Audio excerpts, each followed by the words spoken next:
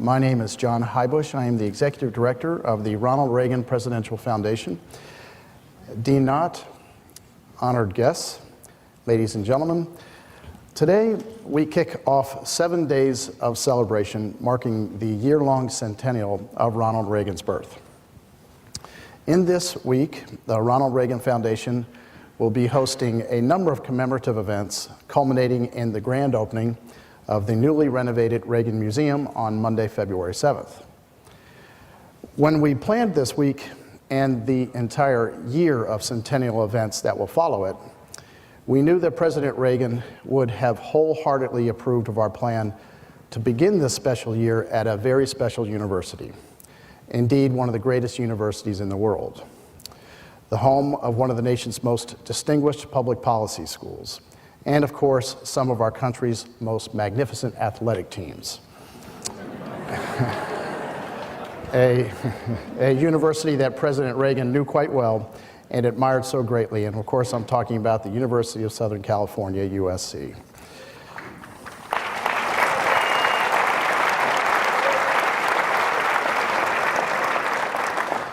As this afternoon's program indicates, this centennial will not be filled with festivities alone. For everyone affiliated with the Reagan Foundation and Library, a central part of this year of remembrances will be academic conferences addressing how Ronald Reagan inspired freedom and changed the world.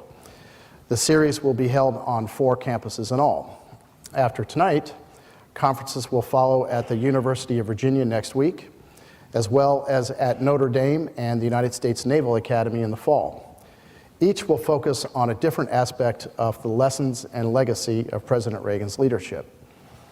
Now, tonight's theme is biography and the construction of the presidential legacy. With us to explore this topic is a remarkably distinguished panel. There is noted historian Douglas Brinkley, White House journalist and Ronald Reagan biographer Lou Cannon, and one of California's United States Senators during the Reagan presidency, our state's 36th governor, and a member of the Reagan Foundation Board of Trustees, Pete Wilson. Absent from our panel this afternoon due to a lot of canceled flights, unfortunately, is our good friend Peggy Noonan, but I know that she plans to be here for the centennial events over the weekend. So to begin this symposium and then to moderate it, we have one of the greatest chroniclers of our time.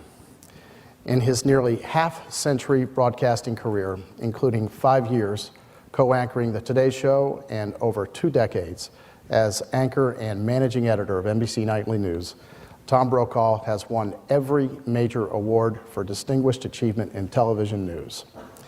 These include a dozen Emmys, 2 Peabody and DuPont Awards for journalism, the Edward R. Murrow Lifetime Achievement Award, and the Emmy Award for Lifetime Achievement, and induction as a fellow into the American Academy of Arts and Sciences.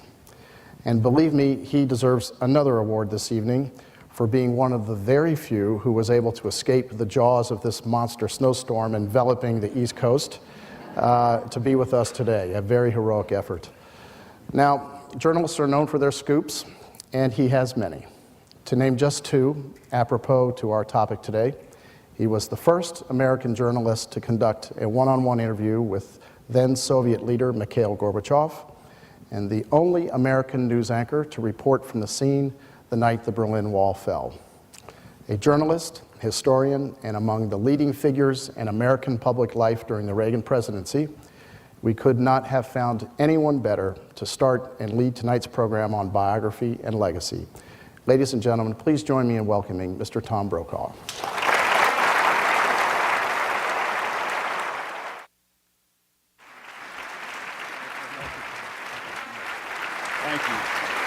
Thank you all. Thank you. Thanks very much. Let me at the outset apologize for my tardiness. I do have what Governor Wilson says is an acceptable excuse. When it was announced about 2 weeks ago that I would be coming here to the Presidential Library, I had a call from Mrs. Reagan. And she said, "I'd like you to take me to lunch." And so I said, "I'd absolutely like to take you to lunch. We stay in touch over the years." And then I said, "Would you like me to invite anyone else?" your friend Warren Beatty. She said, oh, no, you'll be fine. And the next day she called me back and she said, well, if you weren't kidding, it'd be fun to have Warren there. So Warren, Nancy, and I have just finished a long, wonderful lunch. And there are a lot of stories, some of which I can share with you, others I cannot, actually. And I feel this familial attachment to this library and to the Reagan family for a variety of reasons. One is that 45 years ago, this spring, for reasons that are still not entirely clear to me, I was hired by NBC to come to the NBC News Bureau in Burbank. I was just a couple of years out of Yankton, South Dakota, having worked briefly in Omaha, then very briefly in Atlanta, and they brought me to Los Angeles. And in the infinite wisdom of the news editor at the time, he said, kid, we're going to let you start with this guy Reagan who thinks he's going to get nominated for governor. We don't think he's going anywhere, but you'll get to know California a little bit, and you'll be able to ride around with him. I thought in some ways that it was a perfect fit because I, too, was a product of America's heartland. I grew up in South Dakota with Ronald Reagan in many ways on Saturday afternoons at the matinees and in the movies that he made. And we have this kind of Midwestern, I suppose, pride in all the success that he'd had. We were aware of his roots in Illinois and his first job at WHO in Des Moines, Iowa. So then I went to Omaha, and he was a fairly regular visitor to that part of the world as part of the GE circuit. And I began to learn something about him in my first encounters with him. He was, I've always felt, and I have believed forever that this was a key to his success, a pure product of Main Street, heartland America. He even looked the part. People were comfortable with him from the very beginning. When they saw him, they could say to themselves, well, he's like one of us. And he was in his symbolic appearances on the big screen and as a spokesman for the General Electric Theater. But in my first encounters with him, I learned something else about him. He was a man of enormous private reserve. He had almost a shield around him that he could be very engaging when you were talking to him, but you only got so close. That came as a little bit of a surprise to those of us in the Midwest when we first met him because we're a pretty friendly lot. We kind of expect everybody to be just like us. But when Ronald Reagan walked into the studios in Omaha, he had a real presence. He was immaculately turned out. I always remember that. He had this wonderful wardrobe, and he was every inch a movie star. And he sat down to be interviewed, and everything was done very correctly. And then as I was telling Nancy today, I had this unusual personal moment.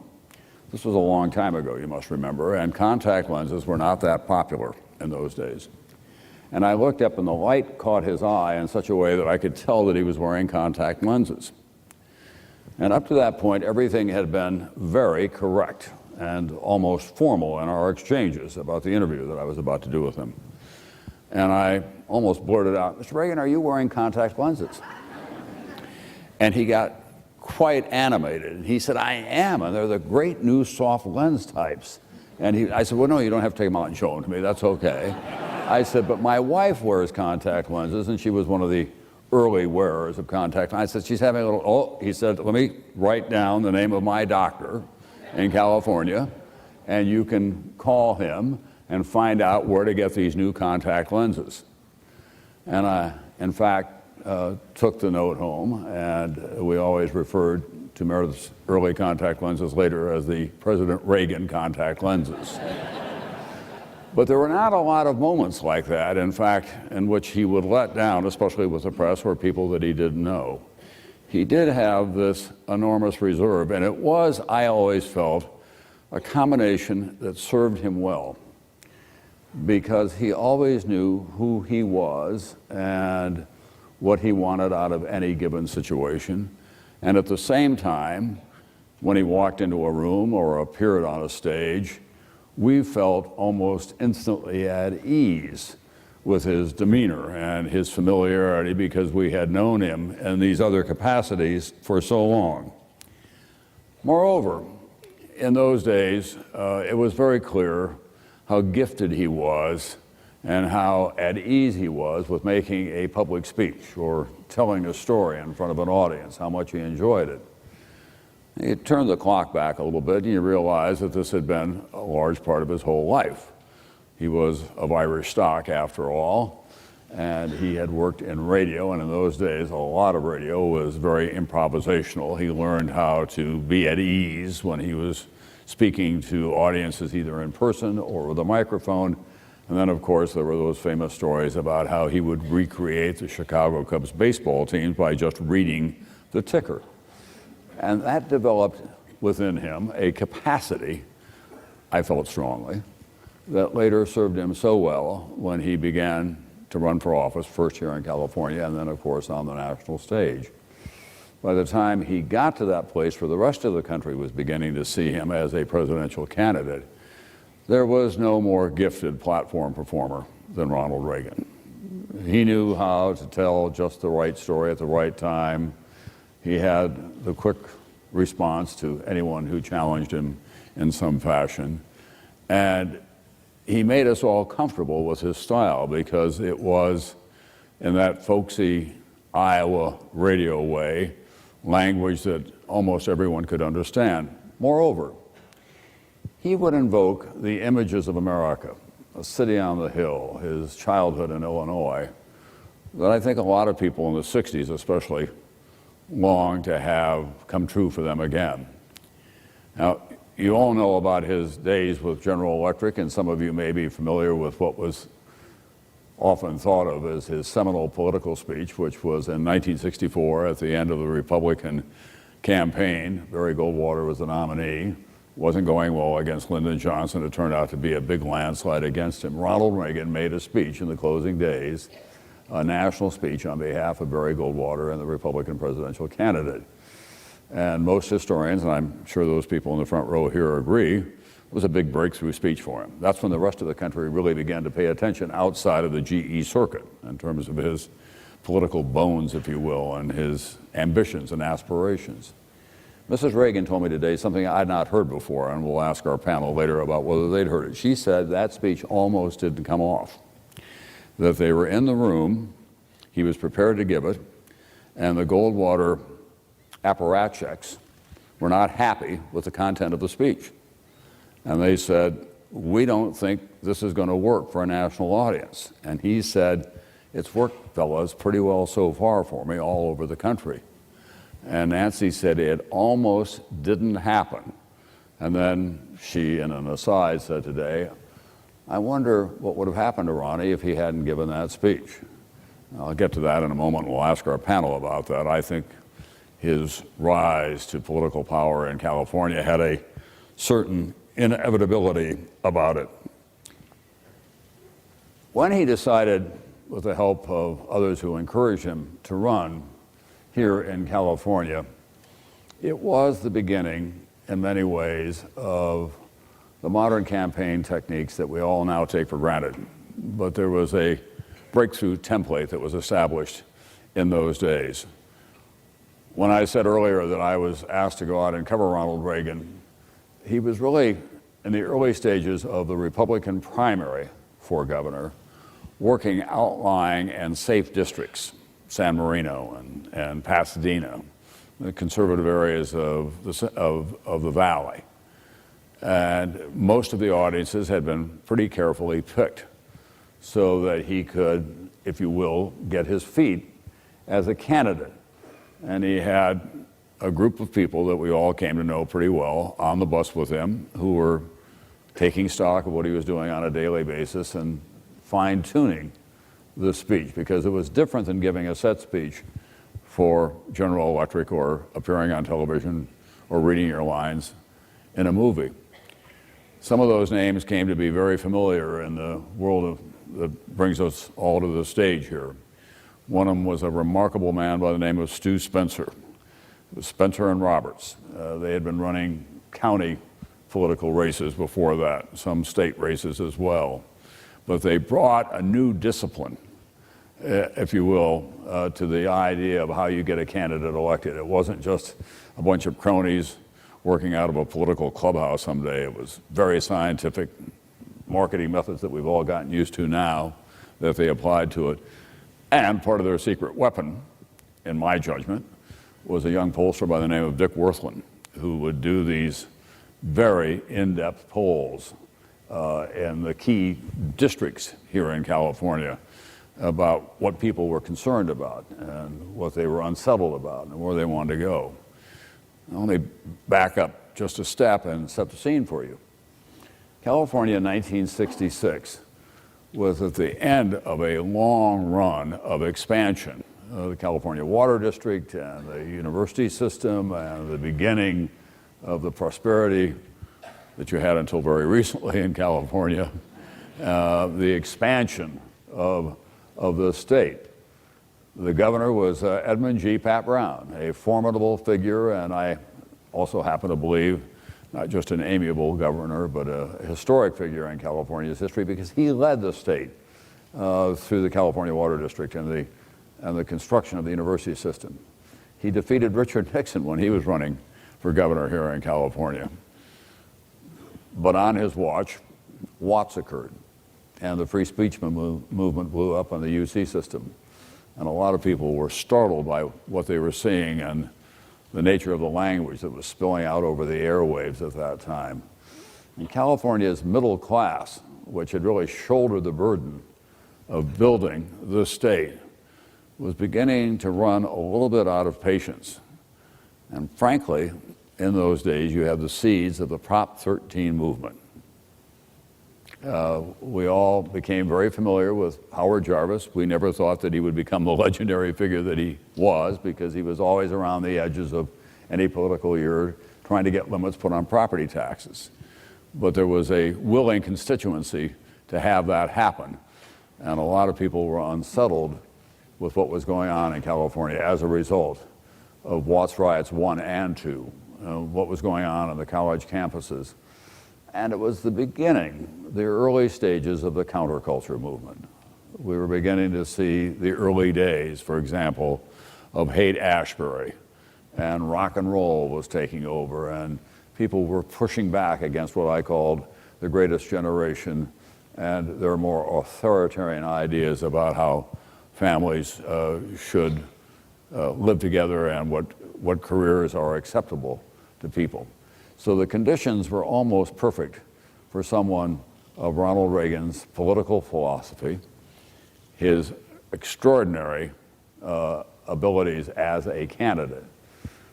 But Spencer and Roberts, Worthland and Company, and the Kitchen Cabinet, a group of businessmen who were very interested in having Ronald Reagan as the governor, took very few chances. In fact, I remember I was invited one day to an event on Wilshire Boulevard at the Wilshire Ebel Theater, and it was off the record. And what it was, in effect, was an out-of-town tryout for the Ronald Reagan campaign in California. They put him on stage, they had people down below, some of them brought in, and it was test marketing what he had to say and how he said it. And they would fine-tune that speech and his appearance during the course of that 3 hours. There was also a remarkably almost front-page-like character who worked for him by the name of Lynn Nofziger, who had met him earlier during the General Electric days. He was a conservative newspaper man from Ohio. He literally kept a bottle of rye whiskey in his desk drawer in the campaign headquarters, and it's where the reporters could go and have kind of head-butting sessions with him, but also almost always get some insight from him. And the campaign was launched. Now the Democrats, in their own wisdom, thought that Ronald Reagan would be the easier candidate to beat. They thought that George Christopher, the mayor of San Francisco, was the one that they really wanted to have the nomination. They thought that he would be a more formidable candidate. And they quickly learned that the state was going in an entirely new direction. And I must say that there was what you could almost describe as a beyond electrical environment in that campaign. It was at flashpoint constantly. Ronald Reagan stood his ground when it came to the students. Sometimes his remarks were ill-tempered. If they want a bloodbath, let it come, he said at one point. He talked unlike any other candidate that they'd heard in the state of California, but he was touching nerves all over the state. And the other part of it, I always felt, was that he could get away with saying more outrageous things than other candidates because in the next breath, he would be folksy Ronald Reagan. He would be that guy from Main Street who seemed like one of us, who lived next door, however harsh some of his rhetoric. In fact, I have pulled up some on my iPad that are worth hearing, I think, again, from that time. There's a, thank God for Google. Here's what he said about his appearance before an audience. He was talking about appearing before large crowds. I discovered that night that an audience has a feel to it, and in the parlance of the theater, that audience and I were together. When I came to actually presenting the motion, he was talking about his early days at Eureka College on a student strike. There was no need for parliamentary procedures. They came to their feet with a roar. Even the faculty members present voted by acclamation. It was a heady whine. Hell, with 2 more lines, I could have had them riding through every Middlesex village and farm without horses yet. That was on a 1928 student strike at Eureka College. That gives you some insight into Ronald Reagan. The students were, I think fair to say, at Berkeley especially, were setting fire, metaphorically speaking, to the bridges that existed between those great campuses and the middle class in this state that helped build them. And at one point, Reagan said, "I'd like to harness their youthful energy with a strap." He said, "A tree's a tree. How many do you need to look at?" That's when he was talking about California's expansion of the redwood forest. If it's a bloodbath, let's get it over with. Talking about communism, which was a much bigger issue in those days, and especially in California. We have a different regard for human life than those monsters do. Then later, when he was asked about his qualifications for being president, he said, "I'm not smart enough to lie." Some of you in the audience are familiar with the great line from Jack Warner, or at least attributed to him. When he heard that Ronald Reagan was running for governor, he said, "No, no, no, no. Jimmy Stewart for governor, Ronald Reagan for best friend."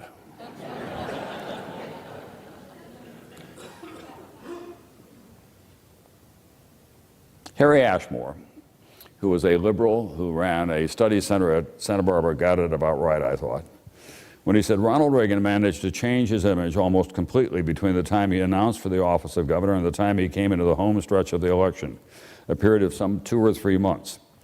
He came into the election carrying the image of Barry Goldwater. He emerged at the end of the campaign bearing the image of Nelson Rockefeller, moderate Republican.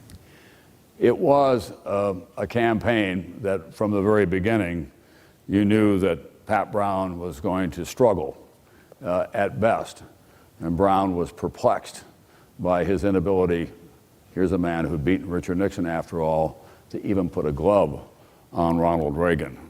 I remember at the end of one long day, Pat Brown, his receding hairline and his paunch, saying, "How does this guy do it? He's older than I am. I'm swimming every day, and he looks great every day." And then the Democrats made what was a fatal miscalculation. They ran one of the worst television ads I have ever seen. It's Pat Brown talking to a group of young African-American students in Watts. And Pat Brown leans over to this young man and he said, "You know, Reagan's an actor." And the kid said, "Yes, I know that." And he said, "Remember, an actor shot Abraham Lincoln." Was there ever a rational explanation for that, Lou? I remember. Yeah. They thought it was a joke. The actual line was, you know who shot Abraham Lincoln, don't you? It was an actor. Yeah. Yeah, right. I remember when it first ran, it had an electrifying negative effect for the Democrats. And I was just a young reporter. It was my first year here, but I went to the 3 or 4 A's and I said, what the hell were you thinking? And from there on, of course, it was Reagan most of the way, helped in part by a deeply divided Democratic Party that had Pat Brown as the governor, Sam Yorty as the mayor of the city of Los Angeles, who ran, in effect, the conservative wing of the Democratic Party and didn't bother to hide the hopes that he had that Ronald Reagan would be elected governor. And he was, and I think that it's fair to say that the state had no real idea about what kind of a chief executive he would be, how commanding he would be, and how much attention he would pay to the day-to-day details. Not too long after he took office, I was in Berkeley, California for a meeting of the UC Board of Regents. And that was going to be the first public showdown that we were going to be witness to Ronald Reagan and his the exercise of his executive authority.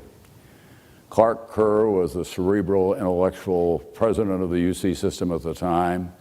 He had been critical of Ronald Reagan. That Board of Regents, by the way, was one of the most powerful assemblages of people that I had ever seen before. They represented the Los Angeles Times, Buck Chandler, the Ed Carter from Carter Hawley Hale, Ed Pauley, one of the greatest oilmen in America, Norton Simon of the industrial fortune, and later the great art collection, of course. And Clark Kerr asked for a vote of confidence from the Board of Regents. And Ronald Reagan, from the opening moment of that Board of Regents meeting, made it clear that he was in charge and that was not going to happen. And then we quickly learned that from Jess Unruh and Willie Brown and the others who were the Democratic posse in the legislature, that Reagan was a far different person to deal with behind the scenes than what we had been witness to out front. He was more inclined to find a pragmatic way to get things done. The two words you'll hear about him a lot are pragmatic and underrated. And that he was more pragmatic in many ways in dealing with welfare reform and dealing with abortion rights even in the state and trying to reorganize the mental health care delivery system in California. And then you begin to get the idea of how far this guy could go. In 1968, he made a short run for the presidency. It was not as full-blown as his later runs were. That was Richard Nixon's year. Nixon was trying to keep him at bay at that time. 1976, he, of course, challenged Gerald Ford and did not get the nomination. The man who was helping Gerald Ford by collecting delegates and tallying the delegates around the country was James Baker, who I saw in New York last night. And Baker, to this day, said it's not entirely clear to him about why, after he'd worked so hard against Ronald Reagan, that Reagan reached out to him, or his team did, to have Jim Baker as his first chief of staff. I think it was pretty clear that the Reagan team was not afraid of getting the best help that they could in any circumstances. And then, of course, he made the historic run in 1980, and 1980 proved to be, for him, almost a mirror image of what he had gone through in California. The conditions were perfect. He was running against a weakened president in Jimmy Carter. The economy was in some shambles. He didn't have Berkeley to deal with. He had Iran to deal with at that time. Having moved from California to the East Coast, I would go around to my friends and say, he's coming. I promise you, you'll not see anything quite like Ronald Reagan when he decides to run. He stumbled at the start, in part because his campaign was mismanaged by a man by the name of John Sears. They lost Iowa to George Bush 41, who famously said after he beat Ronald Reagan in a state that was his surrogate home state, I've got the big mo. The big mo ran out in New Hampshire when they fired John Sears, reorganized the campaign with the help of Nancy Reagan, and let Reagan be Reagan. That was the catchphrase at that time. And then there was a night that helped propel him toward the presidency in New Hampshire when he was going to debate George Bush 41 in a televised debate organized by a newspaper. And the other candidates who were running, including Howard Baker and Bob Dole, showed up on the platform. And the poor hapless newspaper editor, a man by the name of Mr. Breen, didn't quite know what to do, and he was going to shut off the microphone until they left the stage. And that's when Ronald Reagan leaned forward and said, "Mr. Green, I paid for this microphone." That played out across the country the next day. You saw this man in a commanding fashion, and he went on to become the President of the United States. I'll conclude with just two stories before we get to our panel, because they have so many insights that I think that are reflective of him. 2 years into his governorship here in California, I did a program in Los Angeles called News Conference. It was kind of a mandatory stopping place for political figures who came through. Bob Abernathy and I did it. Pete Wilson will remember that. We worked very hard at what we were doing and immodestly had a pretty good sense of how to put the candidates and the people who came through, the public officials, through the traps that they should have been able to run. We had Ronald Reagan coming in 2 years into his governorship. There had been a lot of turmoil at that point. Tax increase and there was a whole issue about welfare reform. So we worked up a real choreography about how we would question the governor. Bob would open with one phase of it, and I would follow up with the next, and we rehearsed it in our offices and spent 4 or 5 days. Ronald Reagan comes in, looking, as he always did, impeccable, completely at ease, picks up a Life magazine, tells us a story about an idea he'd suggested to him one time. And I'm sweating bullets at this point, because I know this is going to be mano with Ronald Reagan. We open the program. Bob has the first question. I have the next one. We follow up. We just rat-a-tat-tat. We're boxing him on the right. We're boxing him on the left. You know, we're cutting him off here at this side, and we're correcting him when he makes a misstatement. And we finally get to a commercial. And I'm mentally exhausted at that point. I'm looking down at my notes, and I thought, wonder how the governor is doing. And I look up at him, and he was looking at the shine on his shoes.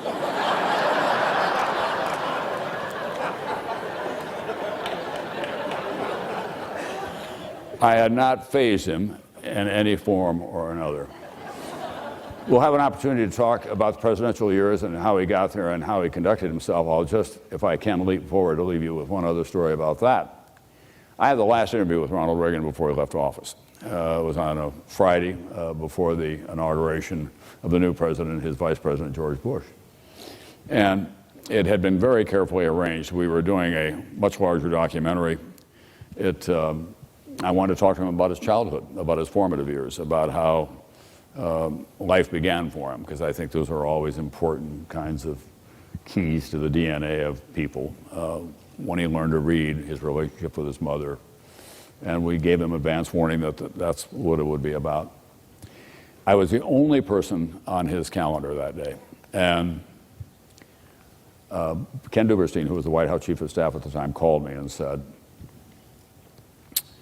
the interview will start at 11:30. The camera crews will be here at 10. They'll set up. You'll arrive at 11.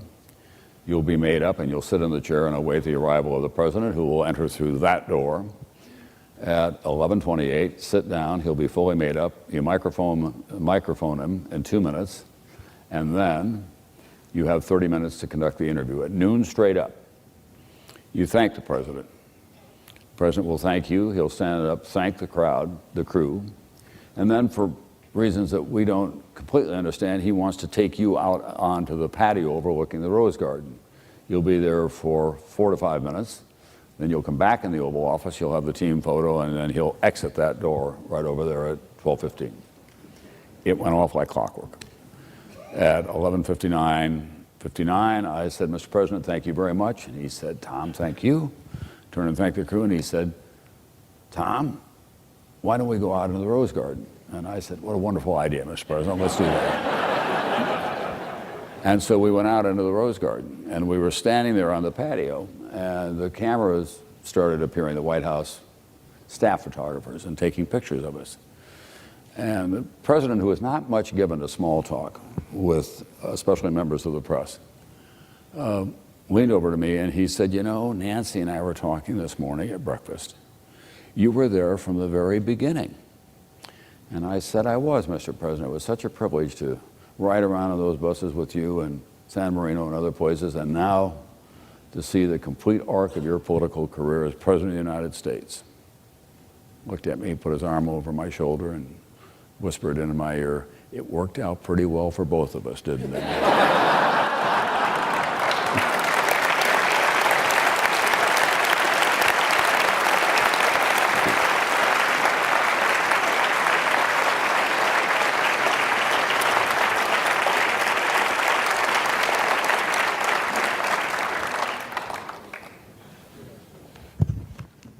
Good afternoon, everyone. I'm Jack Nott. I'm Dean of the USC School of Policy, Planning, and Development. And on behalf of USC, I'd like to welcome all of you to this two-day academic symposium.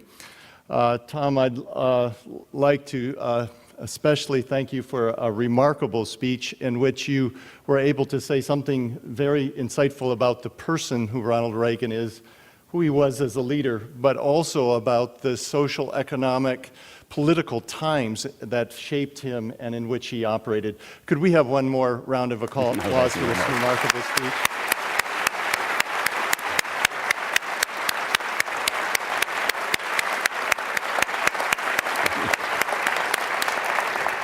I'd like to ask the other panelists to come up here, and while they're coming up here, I'm just going to make a few remarks about this partnership between the Ronald Reagan Foundation and the University of Southern California. Thank you.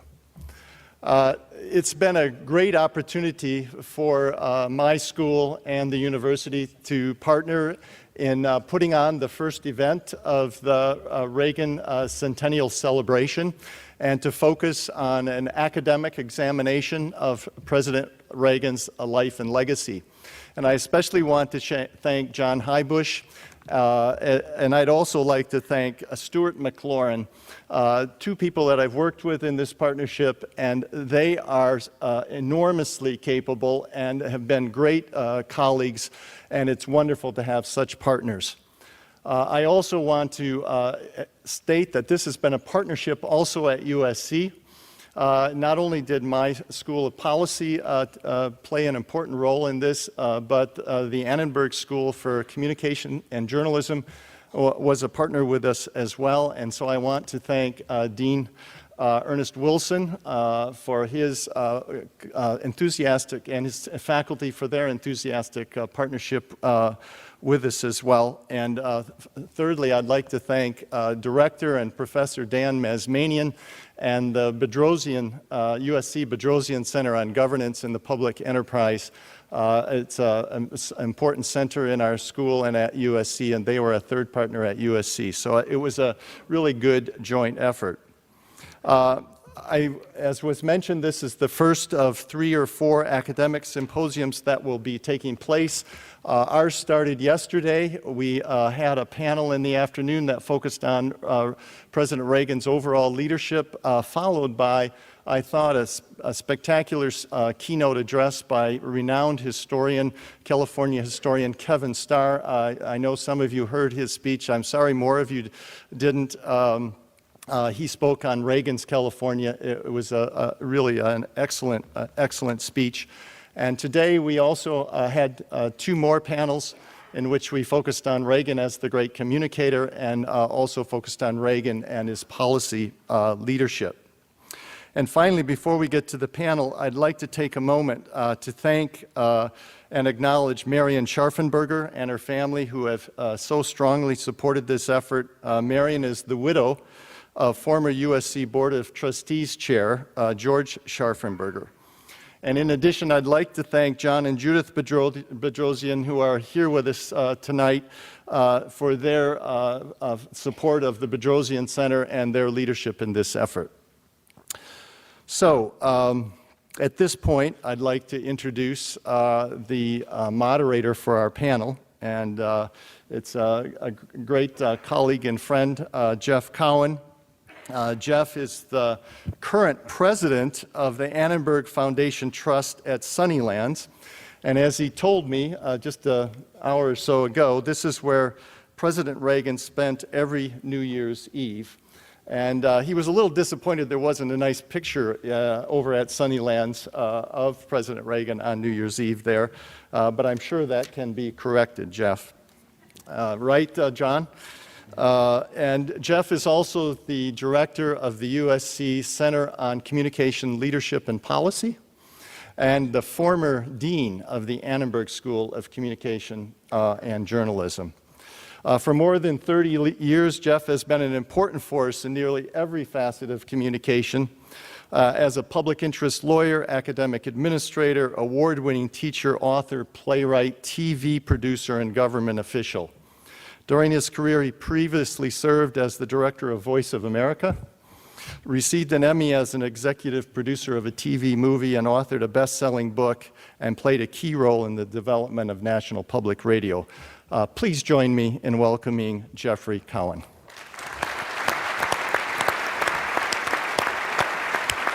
Thank you. Thank you, Jack, and thank you to the people at the Reagan Library. This has been great fun putting this together, and I'm so proud of the partnership we have and of this remarkable panel. I just want to say a couple of words setting up this next session, because it's about biography and legacy. And you've often heard it said that journalism is the first draft of history, and we actually have some great journalists here. But you might wonder, what's the first draft of legacy? Well, it really is the work of historians and the work of biographers. But one thing about legacy is that it doesn't really end. There's a second and a third and a fourth draft of legacy, because biography continues to be rewritten as new facts are discovered. You might have had a new fact from Tom Brokaw tonight about what would have happened if Ronald Reagan had not given that speech in 1964. And also as the world and the country and historians take on new perspectives and new political views and so forth. So legacy is always being created. But the legacy of truly great men, like Ronald Reagan, is a legacy that is important to understand how it's framed. And one thing that's fascinating about Ronald Reagan's legacy is that to an important extent, it really was created in a way that wove him together with Tom Brokaw and with the other people on this panel.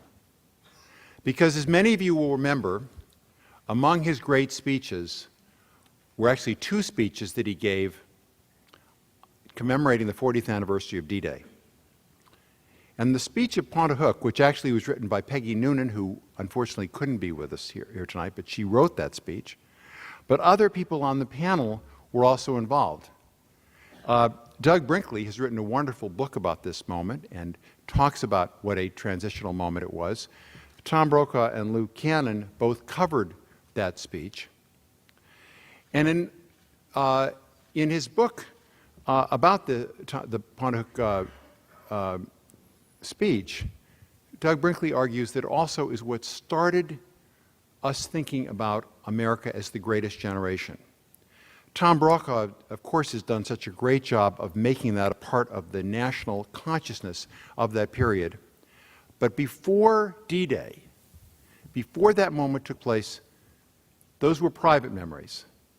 And thanks to what Ronald Reagan did, thanks to what Peggy Noonan wrote, and thanks to the work of the great journalists here, it's now become a part of our national consciousness and a part of our history. So history is important. Richard Reeves has written one of the great biographies of Ronald Reagan, one of the few historians to also write about several other great presidents. And Pete Wilson was the only person to have served with Ronald Reagan as he was creating that governorship of California, where he was in the legislature, and then in the U.S. Senate as a senator as part of the presidential legacy. So please join me in thanking this wonderful group for participating and welcoming once again Tom Brokaw. Thank you.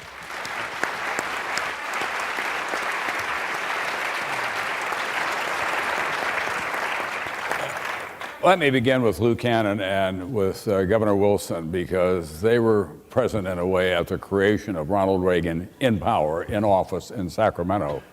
And I think any time that you look at the evolution of a public office holder, you must go back to the very beginning, the seminal moments. Lou, I remember that there was a great deal of skepticism about whether he would be up to the job of running a state as complicated as California against the likes of Jess Unruh and Willie Brown and George Moscone and Bob Moretti and others who were the tigers on the Democratic side in the legislature. Do you remember when you began to have a full appreciation of his ability to A, deal with them, and B, steer the ship of state in the direction he wanted it to go? Yeah, yes, I do. Tom, like you, I feel fortunate that I just happened to be there when Ronald Reagan came along, and somebody asked me to, my editor said, maybe you want to go hear he was giving a speech in Sacramento. He called it out-of-town tryouts, by the way. He said it was an out-of-town tryout. And at that time, Pat Brown was trying to get, his people were trying to get Reagan nominated because they thought that he'd be so easy to beat. And I came back, and my editor asked me what I thought about it. And I said, I don't know, but I don't know why somebody would want to run against somebody who everybody seems to know and everybody seems to like. Well, I think Ronald Reagan was partly responsible, maybe largely responsible, for the underestimation of Ronald Reagan. Of course, part of it was that he was an actor, and a lot of people thought that if you were an actor, it was a synonym for being an airhead, which of course is not true. But when Ronald Reagan was asked what kind of a governor would you be, he said, I don't know, I've never played a governor. And so you've got a guy who, Ronald Reagan's secret weapon, in my view, was that he was almost egoless. He could tell all of these jokes about himself. No one ever died of hard work, he said, but I figured, why take a chance? And he could tell and so people were tended to think of him, well, he's this, guy, he's smooth, he's glib, he's an actor, he's an empty head. And I think the first time that I had an appreciation of how smart this guy was about, I can't remember when I exactly learned it. I think it was 2 weeks into his governorship, but I think he'd actually said it a week into his governorship, is that Ronald Reagan had talked about coming in, we were going to squeeze, cut, and trim. We were going to make all these cuts in the budget. But Pat Brown, due to a little bit of trickery by you remember Hale Champion, his finance director, had made an accounting change so that Ronald Reagan, when he becomes governor, this is 1967, he actually has 9 months of revenue for 12 months of state expenses. And Ronald Reagan is really green, and he made a lot of mistakes in his first 2-3 months in office, but he knew right away. He said to an aide, he said, let's raise the taxes necessary to govern while people remember who's responsible for it. And by that he meant Pat Brown. And Ronald Reagan in 1967 signed into law the largest tax increase in the history of any state up to then. It was $1 billion. That's $6.2 billion in 2011 dollars. And Jess Unruh, who had helped, wound up Jess Unruh, the big daddy, the Speaker of the Assembly, and Reagan wound up getting this thing through together, fighting the Senate. And I asked Jess about that afterward. Jess was really happy with the tax increase. It had a lot of things in it he wanted. And he said, they'll remember that. They'll remember it when Reagan runs again. And I tried so hard to get Reagan to acknowledge that. I wrote my first book on him that year, and I kept asking him about that. And finally, I think he got irritated by me asking him so many times, and he turns to me and he said, Lou, I'm not saying that I'm going to run for governor again. He said, but when is the next election for governor? And he was telling me that the next election was 3 years away, and that he had gotten this tax increase through right away, and he knew damn well what he was doing. And I thought from that moment on, nobody, not even Jess Unruh, who's the smartest, I think, legislator I ever met, was going to stop it. Here you are, a freshman Republican from San Diego. You're part of the complete turnover in California politics in those days. I mean, Ronald Reagan swept in. I mean, you won on your own merit, Pete. I know that. You didn't have to hang on anyone's coattails. But did you have a sense of who he was in terms of the skills that you were going to see later, both in the governor's office and at the national level? Well, let me answer that by telling you that when he had been kind enough, after leaving office, to be the chairman, the honorary chairman of my campaign for governor, when I had won, he came out to the Van Nuys Airport. I was going to fly up to Sacramento for my first trip after the election. And we'd arranged to have an availability for reporters, but we both got there early, and we were sitting there having a cup of coffee. And he looked at me and he said, you know, knowing that I was going to be with you this morning, last night I couldn't help thinking about the difference between what you're going up to and what I'm going, or what I had to come up to. And he said, we were about the same age at the time that we got elected. But he said, what a difference in the experience. He said, I'd never held office. He said, you had been, before you were elected governor, you had been the whip in the legislature, in the assembly. You'd been the mayor of San Diego. You'd been a U.S. senator for not two full terms, but for 8 years. And he said, my God, that's a wealth of experience. And he said, I'd had none. And I started to laugh. And he said, what's so funny? I said, Mr. President, with all respect, experience is fine if it's been good experience or if you have learned something. But I said, what's far more important is that you went up to Sacramento and then went on to Washington, knowing why it was that you had sought the office, knowing what you wanted to do with the power of the office. And you were quite consistent. And people respected that, and they learned early on that if they were going to buck you, it was going to be a fight.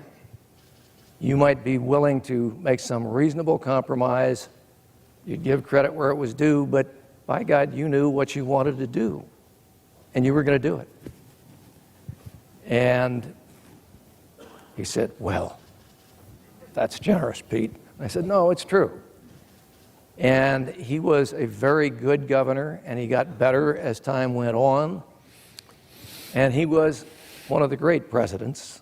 I am convinced that history will treat him kindly. I know that Voltaire said that history is a trick we play on the dead. But we have learned some things since he left office that make clear the comment that was made that history will teach us new things, and that when you leave office, you have an approval rating, but it may improve. Could get worse, too. But an example of that is the book that Martin and Annalise Anderson have written called Reagan's Secret War. And about 5 years into the writing of this thing, or before he had begun it, Marty Anderson said to me, this is going to be a terrific book because it's going to show that Reagan worked like a dog, that far from being passive, he was pushing the envelope on matters that were supposed to be beyond his ken. And he was talking about and then, of course, when he succeeded in getting declassified the minutes of the National Security Council, it made for a page-turner of a book, and he was right, because it showed that Reagan was, in fact, pushing the professionals, the top military brass, because he was determined that he was going to bankrupt the Soviet Union, that he was going to put them in a position where he could not, or where they could not compete with him militarily. It was a two-track strategy, and he carried it out brilliantly. And in fact, I think if you have read the book, you learned things. And if you haven't, I would urge people to do so, because it portrays the Ronald Reagan that I saw, and yet I learned things that I did not know, very important things. As far as his being governor, I saw him grow in the job. And he did have that wonderfully disarming ability to make fun of himself. I mean, he was an immensely likable guy. But I remember when he changed his mind about withholding. And he had said, "My feet are in concrete on that." He opened the news conference, and before anyone could ask him a question, he said, "That sound you hear is the cracking of the concrete around my feet." The likability factor cannot be, I think, overstated, and it's always been important in American public life, but especially given the turmoil and you have to remember that when Ronald Reagan first appeared on the stage, the culture in this country was being fractured in a lot of ways. We had the counterculture movement underway. The far left had a big megaphone. Vietnam was going on. And so likability for somebody with very strong, well-defined views like Ronald Reagan was very important to him. It would frustrate the hell out of his opponents, by the way, because they'd think they'd have him trapped with something he'd said, and people wouldn't respond to it. My very favorite moment for his likability, however, was at the height of the Ronald Reagan first 2 years of his presidency, and we went through a very sharp recession. At this stage, in many states, we were still at double-digit unemployment, 12% in Ohio and more than 11% in Michigan. And so the White House, the president's advisor said, "We've got to get you with some working-class people." And they sent him up to South Boston, here into the heart of Tip O'Neill and Kennedy country. And he went to a pub, a working-class pub. Pub was filled with unemployed workers who had lost their jobs in this recession. And the president disappeared into this pub, and the press was kept outside. And suddenly he appeared surrounded by cheering workers, and he was holding a big stein of beer, and he was toasting them. And they were patting him on the back. And that's when you had one more demonstration of the magic touch of Ronald Reagan. Douglas Brinkley, you're a historian. You've written a lot about Theodore Roosevelt and other giants on the American stage. What did you learn about Ronald Reagan, especially when you began to edit his diaries, which incidentally I keep at my bedside in Montana because they're all so instructive, whatever the entry in many ways? Well, thank you, the Reagan Library, for having me here, and also the USC. It's an incredible conference, and happy birthday to Ronald Reagan, which has brought us all here. The main thing in the diaries, there's one thing he wrote as president, and he said, people sometimes think I don't like FDR and the New Deal. I'm all about FDR and the New Deal. What I want to do is roll back the Great Society. And when you get into his biography and you realize what a person of the Midwest he is, Topeka, Illinois now is getting all geared up for this Sunday to celebrate Illinois' only president who was born there. Barack Obama moved to Chicago. Ulysses S. Grant has spent some time there. And of course, famously, it's the land of Lincoln, but Lincoln came from Kentucky. So Ronald Reagan is Illinois' native son. And he always had a Western vector, Reagan. When he first moved across the Mississippi River to do radio at World of Chiropractor Radio in Davenport, Iowa, he once stayed in a place where he lodged where Buffalo Bill used to live.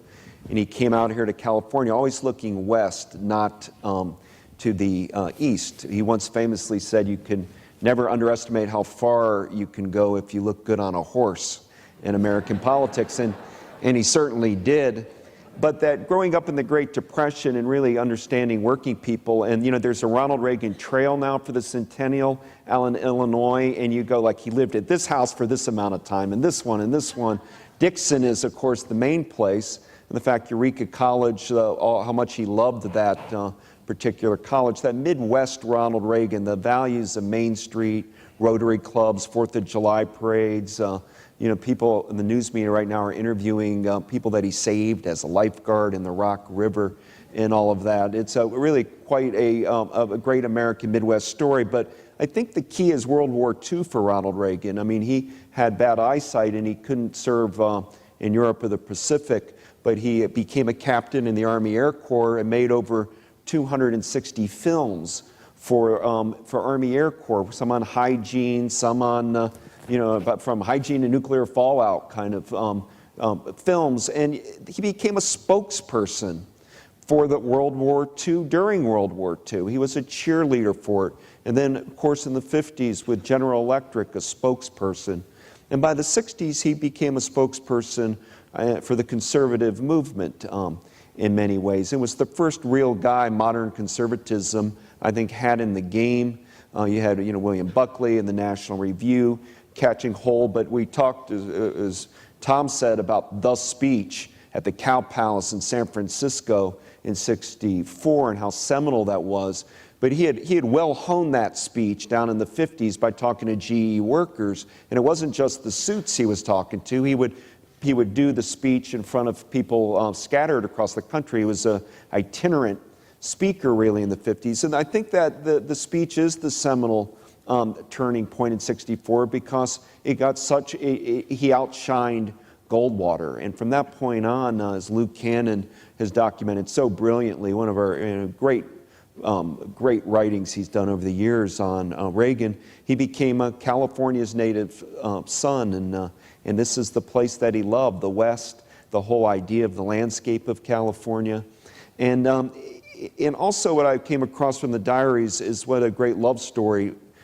Your lunch partner, Nancy, how much Ronald Reagan and Nancy Reagan just absolutely loved each other and how indispensable she was as a partner in his life. If it's true, Tom, then I think it is that he was a very insular person and nobody got to penetrate that armor.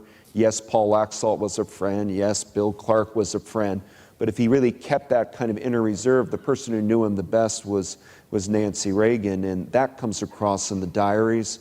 When I edited them, how often she would leave for like a 2-day trip, and he'd be literally writing, I'm looking out the window for her return, and all the little notes that he wrote, and to her all the time, love notes.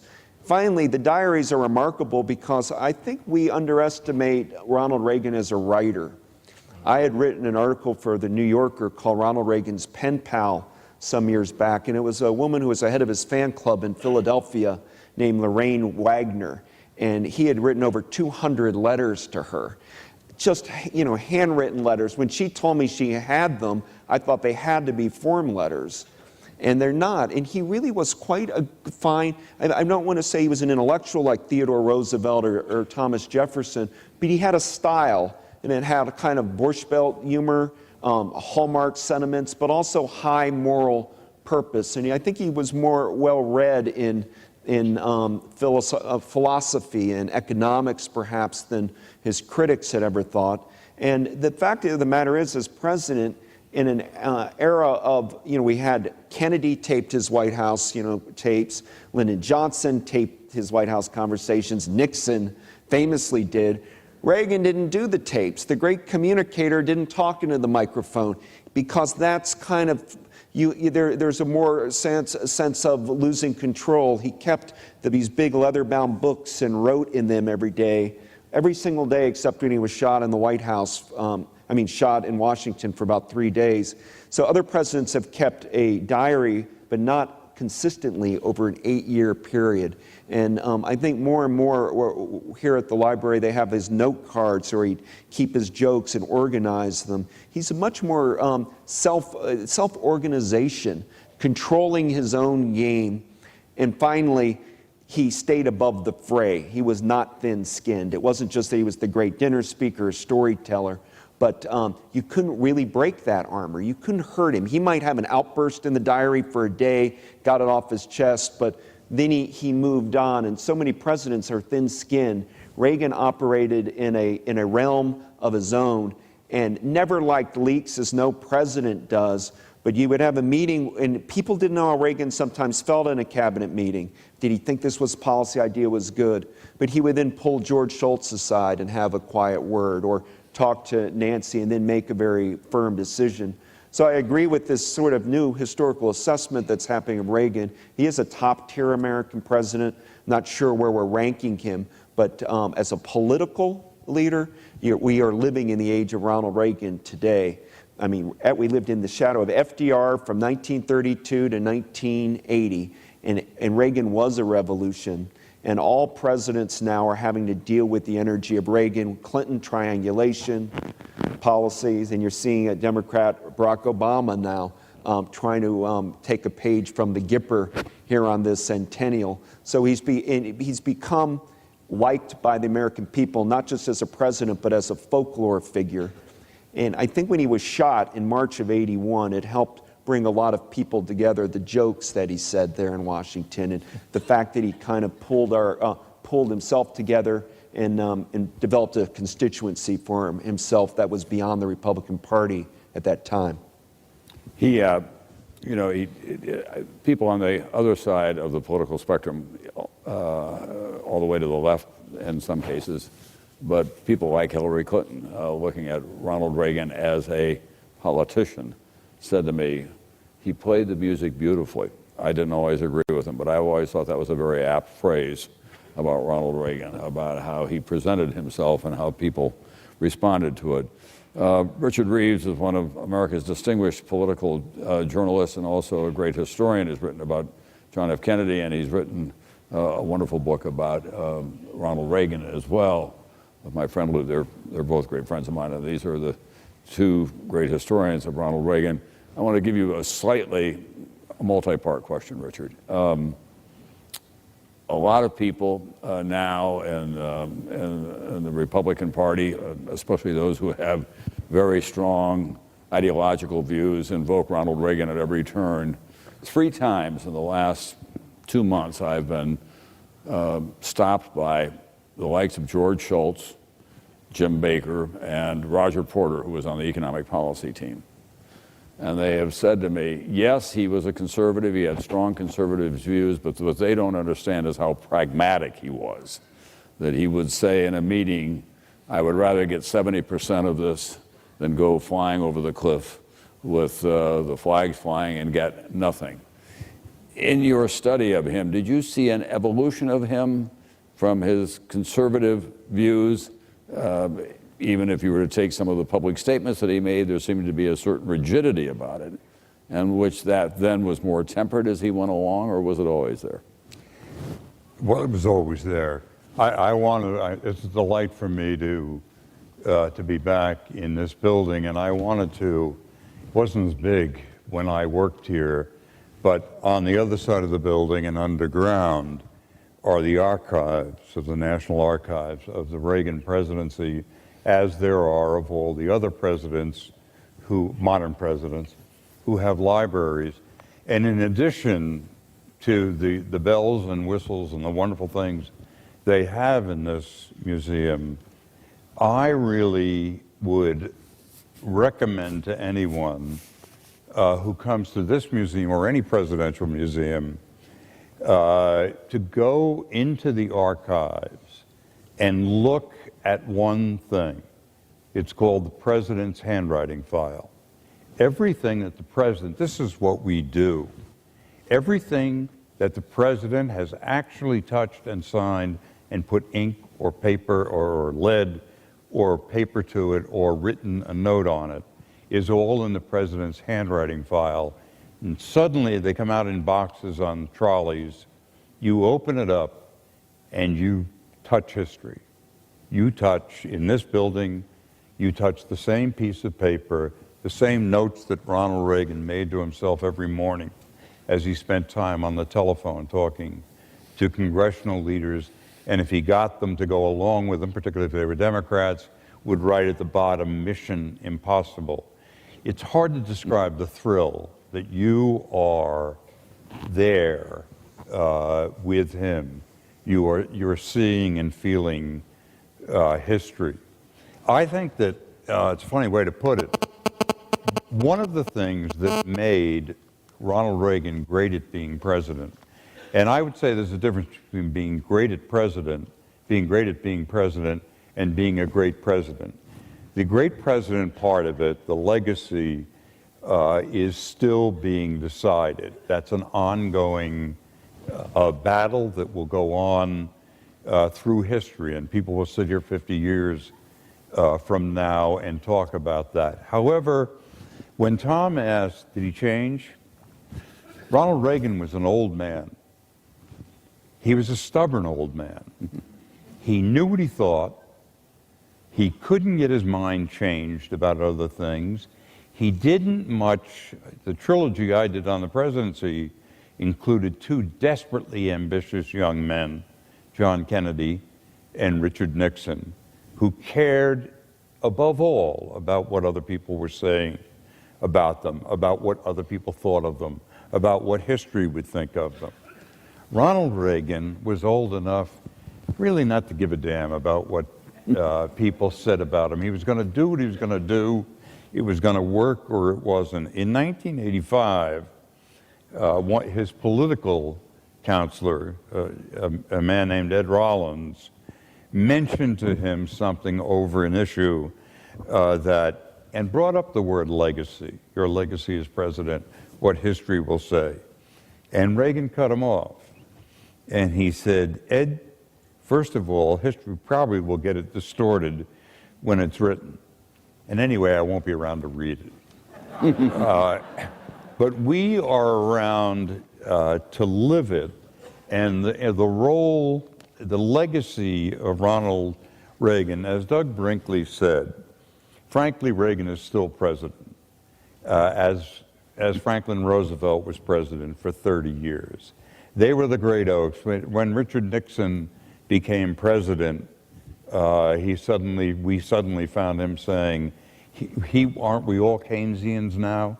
Because actually the Nixon presidency was rather liberal because it was an extension of the Roosevelt presidency. The Obama presidency, which we are seeing now, is not only conservative or somewhat conservative, because of what Obama thinks. It is because Reagan's influence is still so powerful on the country. Whatever you think of him, whether you approve of him or disapprove of him, he was great at being president. He knew how to be president. His favorite presidential biography, biographers obviously have a great deal to do with what we think of presidents. David McCullough writes Truman. That changes what history thinks of Truman. After all, Pastor Weems did it for George Washington. Why shouldn't we be able to do it for Ronald Reagan, even those of us who disagreed with him politically, but understood he was a great leader, even if we didn't want to go in the exact direction that he was going. His favorite presidential biography was a little known, the Autobiography of Calvin Coolidge. He read it when he was 13 years old, read it again in the White House twice. He underlined in that book a quote by Calvin Coolidge, and this is what Silent Cal said. In the discharge of the duties of the office, there is one role of action more important than all others. It consists of never doing anything someone else can do for you. That's the difference between Ronald Reagan and Jimmy Carter. Presidents are judged on one or two or three or four big things that they do, usually unexpected. It's a reactive job. We didn't know, a president doesn't know that Egypt is suddenly going to blow up in his face, nor does he know that oil wells in the Gulf of Mexico are going to blow up, yet he is going to be judged by how he deals with those 3 or 4 things. Nobody remembers whether Abraham Lincoln balanced the budget, and no one is going to remember things like that about Obama or about Reagan. What Reagan did, he was a great, great politician, and there are 2 things that I'll say about him and then stop. One is that when you read through the General Electric years and his own life experience, the one thing that has been mentioned here is his reaction to the 93% marginal tax rate on money after you earned a certain amount of money. And one day, one year, Ronald Reagan earned that much money and found out he was going to get 7% of it and the government was going to get 93% of it. The Roosevelt, early populism in America, the populism that came out of the Midwest, which people there knew they were getting the short end of the stick in some way. Was it Wall Street, the railroads, New York? Somebody was screwing them. And big business was the enemy. Ronald Reagan changed American politics in our lifetimes, perhaps forever, by reversing populism and making big government the enemy. Big government is the cause of your problems. It's not the solution. And that is that's the America we're living in today.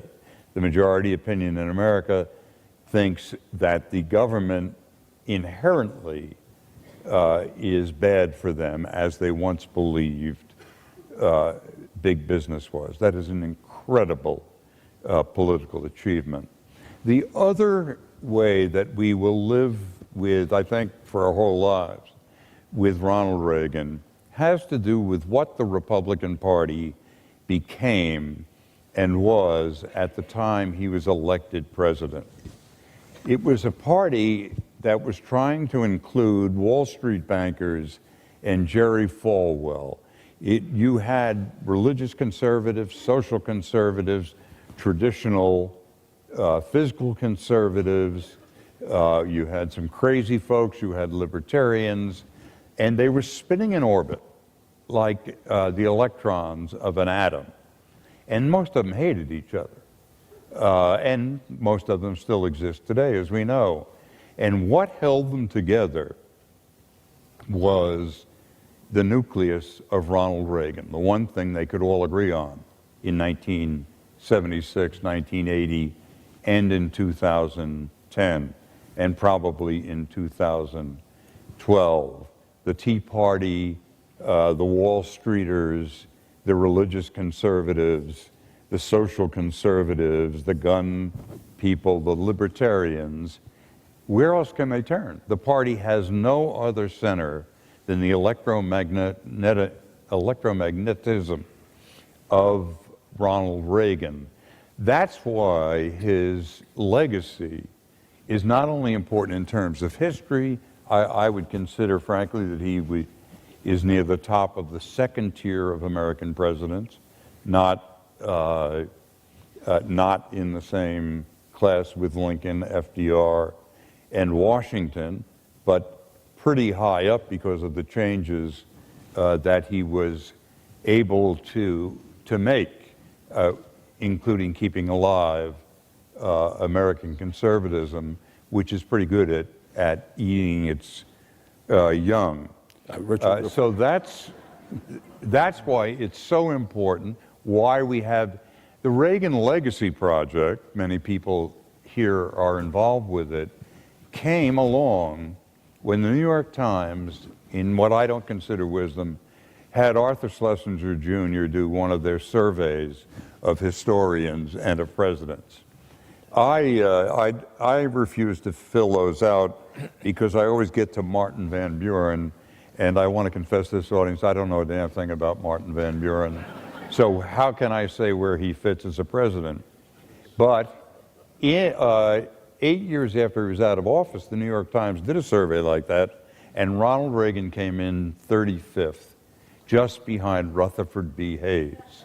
And we all know what Rutherford B. Hayes did for the country. At that point, the conservative movement, led at first by Grover Norquist, began the Reagan legacy policy, realizing that American conservatism could not hold itself together and remain under our election laws where you have to have 2 parties unless Ronald Reagan was considered Mount Rushmore material. And that's what a lot of this effort's about. And so far, I think it's succeeded quite well.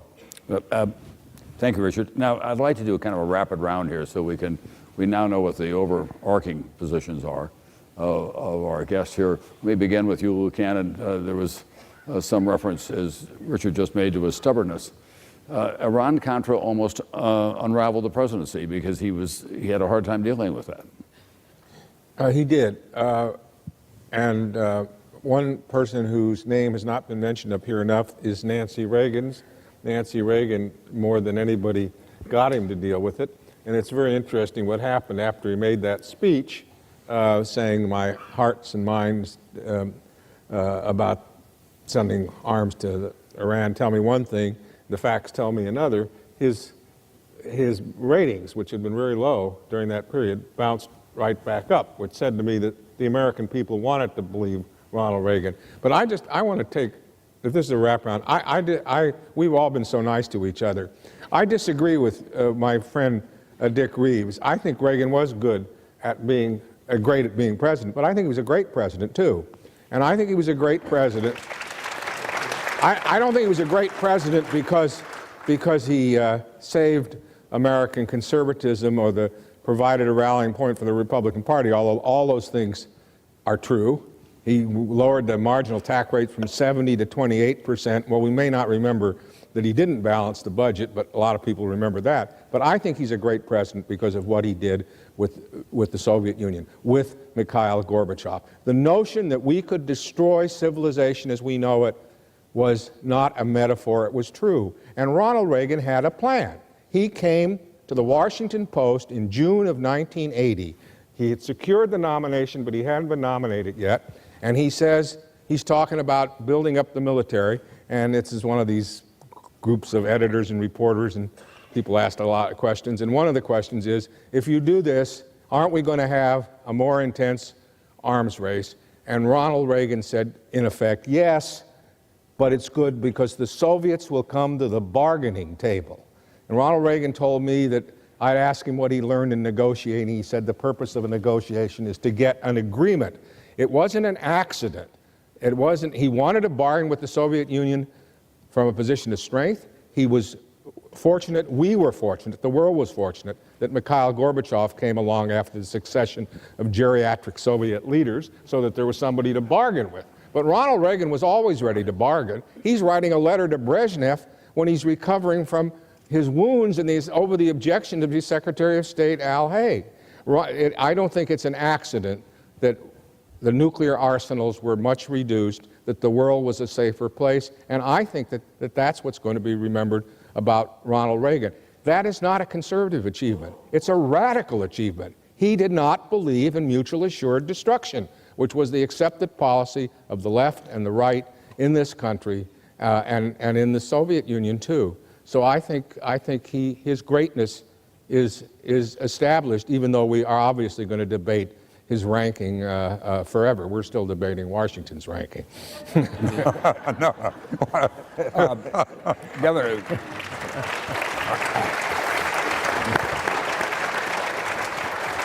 Governor Wilson, I talked about this. Tom, I'm going to let you come back to this, Richard. What? I'm going to let you come back to this. Okay. Okay. I mentioned this on Meet the Press recently. President Reagan cut the taxes in the first 2 years, and then they had a shortfall when he was president, and they had to increase taxes. Yep. It was a significant tax increase, one of the largest in recent times. I know, I was running for the Senate then. he had this great line. He said, it's an extension of the tax cut that we had the last time. And it's really enhanced revenue that we're talking about here, not a tax increase. Were you sometimes astonished at what he could get away with in terms of his explanation? Yes, I was. But I'll tell you something about that, too, because here I am running for the Senate from his home state and publicly disagreed with him about the tax increase, which made me less than popular with the staff. I remember that. And when asked why, I said, I think he is acting responsibly, but he's acting on a premise that has been put to him.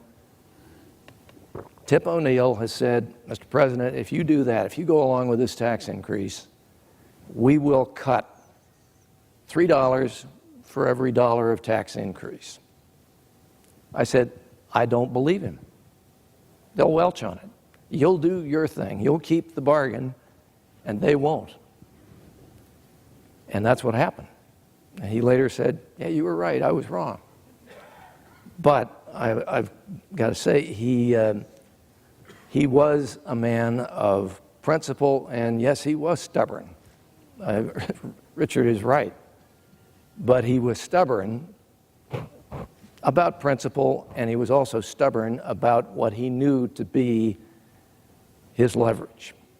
And the Reykjavik meeting, as we have now all read, went through an afternoon in which Gorbachev seemed to be making magnificent concessions until late in the afternoon when he said through his interpreter, Mr. President, you do understand that everything that we have discussed, all the concessions that I have agreed to, are contingent upon your abandonment of the Strategic Defense Initiative. At which point, he slammed his notebook shut, turned to George Shultz and said, come on, George, we're out of here.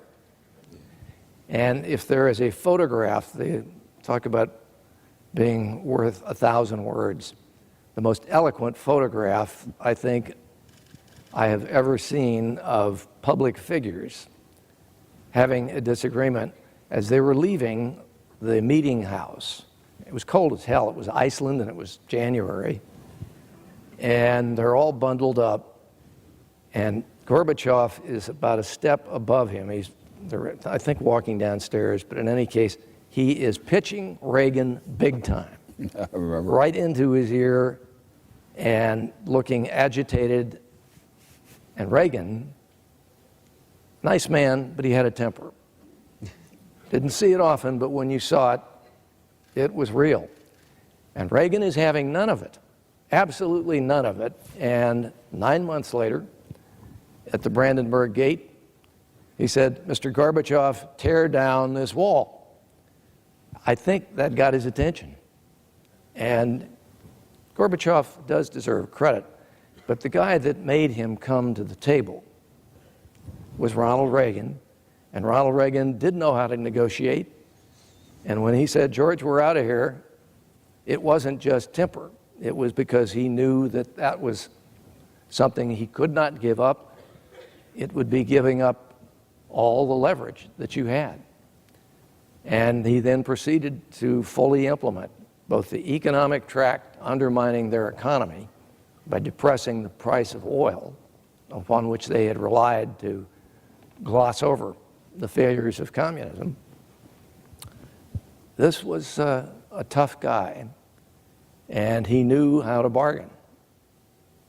And he also, another example is when he vetoed the defense authorization bill into which the House Democrats had inserted all of these things that, number one, usurped his authority, and number two, made no military sense.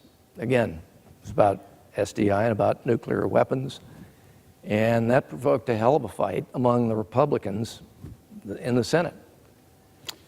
Doug Brinkley, there were some issues in which the president was not, and it was surprisingly, if not insensitive, was not as aware as you would expect him to be. I always thought he was on race. He was more a product of his generation. race had moved on in a way with the civil rights movement. He was slower in catching up to that in a way. And when we first had the AIDS epidemic in America, he had a very hard time coming to grips with that. Did you get any insight into why in looking at the diaries and studying him as a man? Well, Ronald Reagan was a man without any personal prejudice. When he grew up in Illinois, you know, we don't have time for his whole biography, but dealing with the football team when he played, he wouldn't, you know, he always wanted things integrated. So Ronald Reagan was a true integrationist. He never bought into segregationist sloganeering. Somebody who signed Martin Luther King Day into law. He did not like what liberal movement people in the diaries like Jesse Jackson, he did not care for at all, thought he was grandstanding all the time. I think his slow response to the AIDS epidemic's one of the lower marks in his in history. He didn't really put it front and center and talk about it away, and he didn't like Bishop Tutu in South Africa very much. Reagan was a product, as you said perfectly, Tom, I think, of that first Cold War generation and at the World War II, and I think that it's about the liberation of Europe. Well, we won World War II in Europe. We liberated half of it, but we had a second half of Europe to liberate, Poland and Czechoslovakia, and the fact that Europe, the cradle of Western civilization, half of it was living under totalitarianism, goaded him. And it fueled his thinking in the 50s, 60s, and 70s, right up to what Pete Wilson is saying there at Gorbachev, that you didn't have any freedom or any rights in the Soviet Union. You couldn't read a Bible. You couldn't, talk freely. There was no freedom of the press. And it really angered him. And his accomplishment, as Lou Cannon said, I think in the end, history is saying this is, as Margaret Thatcher said, Reagan won the Cold War without firing a single shot. Well, shots were fired in Libya or Grenada, but you get the idea of it. And if I just could add one other thing, Vice President George Herbert Walker Bush sometimes, you were there in Berlin, but I mean the Berlin Wall went down on Bush and the Soviet Union broke up during President Bush. And we're going to have to look at the Bush legacy in the Cold War too, because he was a great VP and constantly worked with Ronald Reagan. They were quite a team. But there was no prejudice in Reagan as a person. In fact, he had abhorred people that had any kind of personal racism, even though his policies sometimes didn't make that as clear as it should have. I want to ask the two of you, and then we're going to get to the whole legacy as we wrap up here, but I want to ask you about a couple of, very briefly, a couple of specific political incidents and one a national security issue that could have sent the Reagan presidential aspirations the other way and the Reagan presidency the other way. If in Detroit, Lou, he had taken Gerald Ford as the vice president with all the conditions that were attached, do you think that the country would have elected him that fall? I don't think he ever could have taken Gerald Ford. I thought that was a non-starter. I was writing all week it was going to be Bush but thank God Ben Bradley was there, because I wouldn't have been able to get away with writing it. He was my editor. But what happened was this. The contingent passions of the entourage took over in that debate. It seemed so fascinating, this idea that you'd have this experience. And so you've got, Alan Greenspan and Kissinger, and you've got all these people, and they're not, but it was bound to explode. You remember when Reagan sees, I think it was with Barbara Walters, that Ford is talking about a division of powers, and Reagan was decided right then and there, it isn't, we can't, I mean, there was just no way for that to have happened. And I don't think I don't think he could have left, Detroit with Ford as his vice president. I think it was a goofy idea from the start. Richard, one of the tragic episodes of Ronald Reagan's presidency was the loss of more than 300 Marines in Lebanon. And he had sent them there, and they had very tempered, to put it politely, rules of engagement. They didn't have lock and loaded weapons, and I always thought that would have been a much deeper hole for him for a longer period of time had it not been for the Challenger explosion, which came, what, 10 days later or 2 weeks later after that, in which he healed the country with that remarkable speech that he made about the frontiers of space and the loss of these astronauts. I think that the Lebanon incident, the killing of the Marines in the first truck bombing of what began the new era, was extraordinarily revealing about Ronald Reagan, the pragmatist. We had made a terrible mistake. The national security people and the Marine Corps had made a terrible mistake putting, when multinational forces were trying to hold the peace in Lebanon, and the American assignment was the airport. Well, the airport was the lowest part of the city, and it was surrounded by Shiite slum neighborhoods. And though we were welcomed there at first, although not by the Israelis were against this deal, and they had been holding the airport, and when the American Marines arrived, there were feces and urine in all the drawers and on top of all the desks left by the Israelis. But at first the Americans were welcomed, as we usually are at first, but then more and more the Shiites, the poor Muslims living around them, came to hate the kind of arrogance, the kind of city on a hill. Ronald Reagan may have gone over the top on City on the Hill, that his American exceptionalism was that Americans were better than other people. People in Beirut didn't necessarily believe that, and certainly the poor people there didn't. They kill all our Marines, and they also kill 150 French men at the same moment with another bomb. Ronald Reagan gives a speech about what a terrible thing this is, and it was, and how unfair and how wrong it was, and then he cut and ran. He announced, we'll redeploy the Marines. Well, we did redeploy the Marines. We redeployed them on ships, and they went home. That's a pragmatic political leader, which some of his successors should have learned a great lesson from. So no, I don't think it was the Challenger. I think it was his own sensibility in realizing this situation is impossible, we're out of here. Can I add one note to that? When anybody who's read my books know that I'm very critical of Reagan on Lebanon. I think that's the low point of his presidency, not Iran-Contra. Ronald Reagan was haunted by what happened to those Marines. When I interviewed him years later, he said, this was the saddest day of my presidency, the saddest day of my life. I think that the death of those Marines really bothered him, and I think that in a long presidency that was successful in most respects, that was not successful, and the individual tragedy of that really bothered him. But he stopped it from being much worse. Richard is exactly right. We were redeployed, and by February, I think we were February of '84, we were out of Lebanon.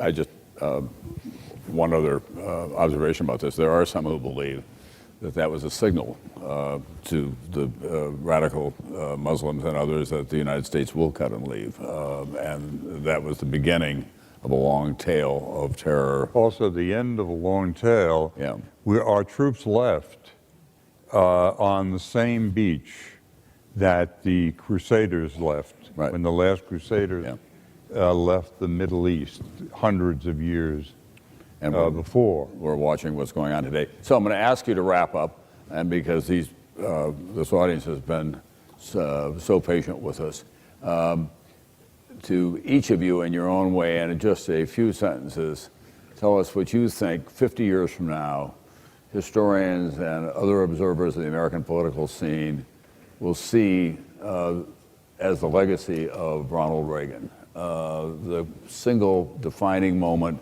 or issue that defined his presidency. Doug, you're the historian. Let's begin with you. Well, in 1979, you had the Soviet Union invading Afghanistan. We had the Iran hostage crisis. You had double-digit inflation, long gasoline lines, and a Carter administration in doldrums. We were a country kind of exhausted from the 1960s, Vietnam War problems, Watergate, and Reagan came in 81 and kind of restored a confidence in the United States and took a kind of a firm approach to the Soviet Union, the trust but verify line that will live on sort of forever, the old proverb, but was able to get the result of the Gorbachev diplomacy, the fact that he worked closely with Pope John Paul II of Poland and the Vatican in this second thrust of defeating communism, because in its own way the Soviet Union, the Kremlin, was as reprehensible as Hitler or Stalin was, and many people had become myopic about that. We kind of were living within the Cold War, two scorpions in a bottle, as the metaphor came. Reagan kind of shattered that and said we could win the Cold War, and the United States did. Pete? Well, I would agree, and I would say that the earlier comments about that you made, Tom, in your remarks about his totally rejecting the idea of mutually assured destruction as something that was not only morally reprehensible, but from a pragmatic standpoint, damn dangerous. I mean, it's almost, a certain amount of time went by without an incident, but the question is, do you want this to be an enduring tension that one day can lead to the annihilation of maybe two nations and maybe more? The point is, he, for all the reasons that Doug just cited,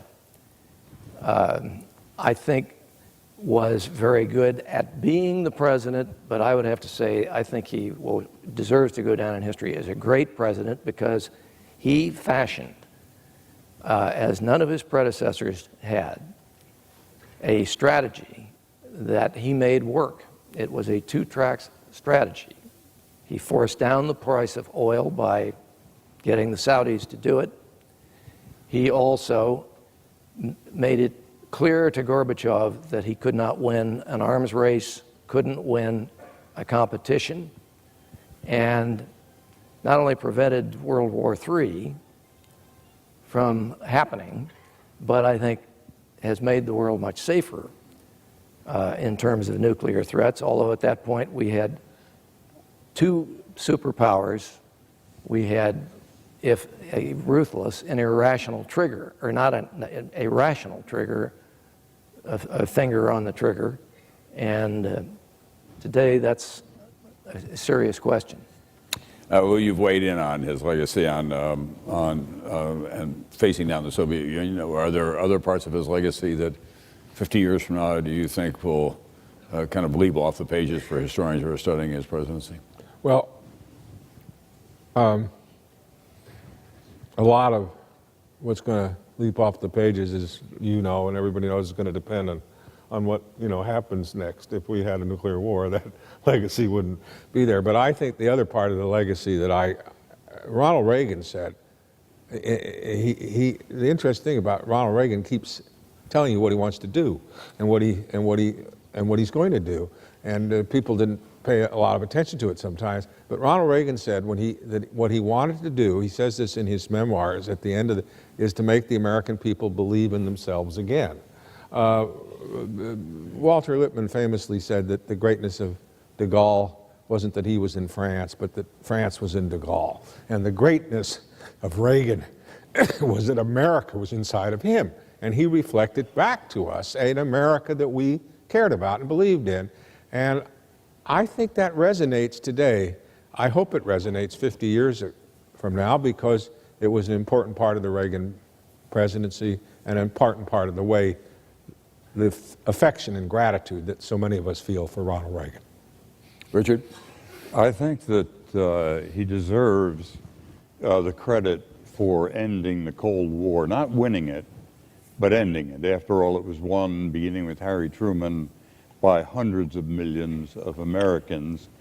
But that he and I had a correspondence because there was something we were agreed on a great deal. In 1970, early 75, I wrote a piece after doing a book tour and hearing for the first time late night radio and people talking about the government in Washington. I wrote a piece saying that the next president of the United States would either be Jimmy Carter, who was anti-Washington, or Ronald Reagan, who was anti-government. And Reagan sent me a note at that time about that and about other times we had met. And we talked then and wrote then about something that I always admired enormously Ronald Reagan for something that I had spent time in the Soviet Union and worked there. And like many other people, first day I saw the place, I knew these people were not going to beat us at anything, ever. It was a pathetic pile of junk with lethargic, unhappy people. Ronald Reagan had come to that same conclusion without ever having been there, that it was he had an intellectual view that communism could not sustain himself. He stuck to that view, got lucky with Gorbachev, and was able, and remember, there are probably people in this room, that last year and a half of the Reagan presidency, when he was making nice with Gorbachev and vice versa, much of his own party, even his own staff, thought he was making a fool of himself and wanted to stop. And I think he deserves, again, I would call it the stubborn old man syndrome, deserves tremendous credit for that. Didn't win the Cold War. We won the Cold War. But he brought it to an end.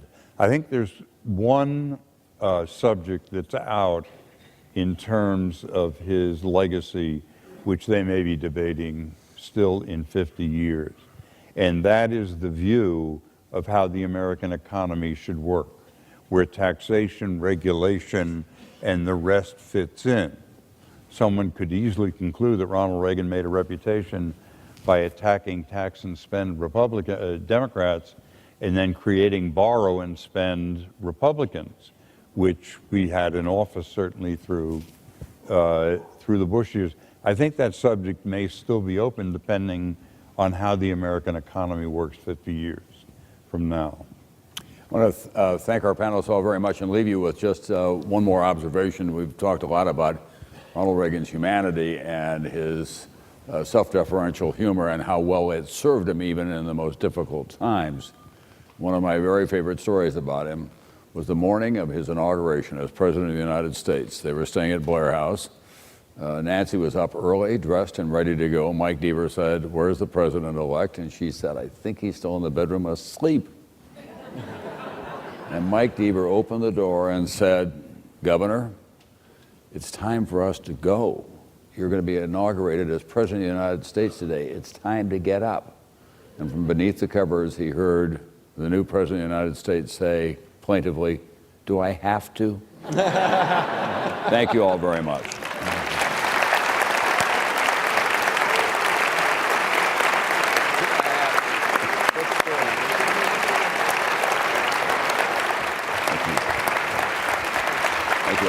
Was it Nancy who said that, or Deaver? Well done, Pedro. Well done, sir.